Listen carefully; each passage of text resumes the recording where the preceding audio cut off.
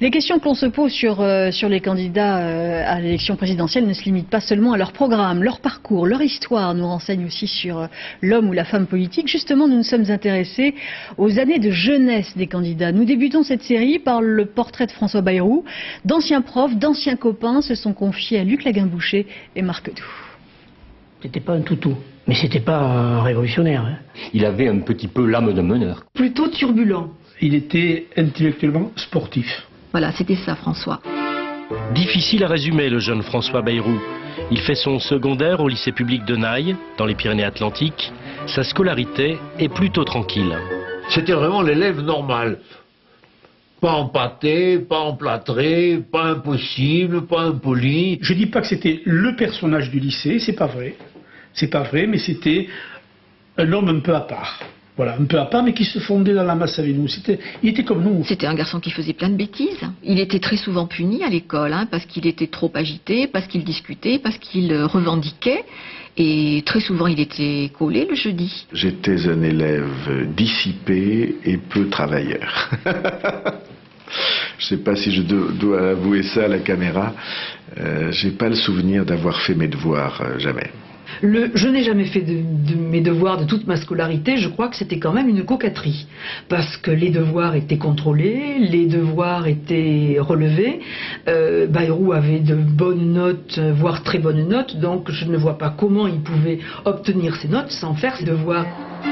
Sur les terres béarnaises, François Bayrou dénote. Différent, il l'est jusque dans sa manière de parler.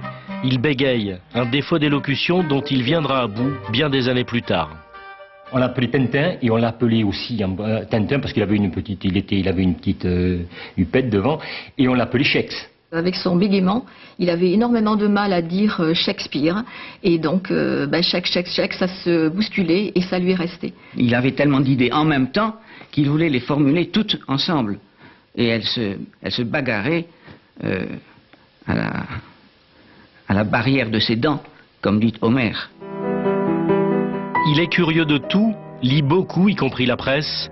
La politique, comme la marche du monde, l'intéresse. À 12 ans, il en parle déjà avec enthousiasme. Le 22 novembre 63, j'entrais au lycée, dans la cour, à 2 h de l'après-midi, et je vois ce jeune garçon, ce presque gamin blondinet, courir vers moi, à travers la cour, et me dire « Monsieur, monsieur, vous avez appris la nouvelle ?» Je dis « Non, quelle nouvelle ? Vous ne savez pas ?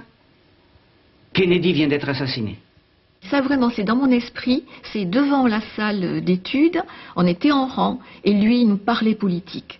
Et il nous disait, voilà, il y a le Canuet, il y avait, j'ai plus Barbu, il y avait des gens de ce style en 65, et on se demandait vraiment, mais pourquoi est-ce qu'il nous parle de ça ? L'année du bac, au mois de mai, éclatent les événements.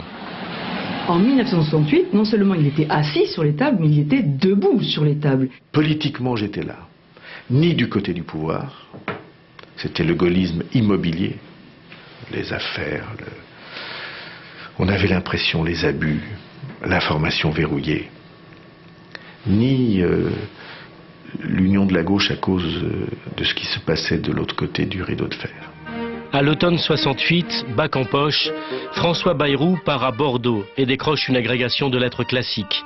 Passionné de politique mais sans en faire, il s'engagera plus tard au centre, évidemment.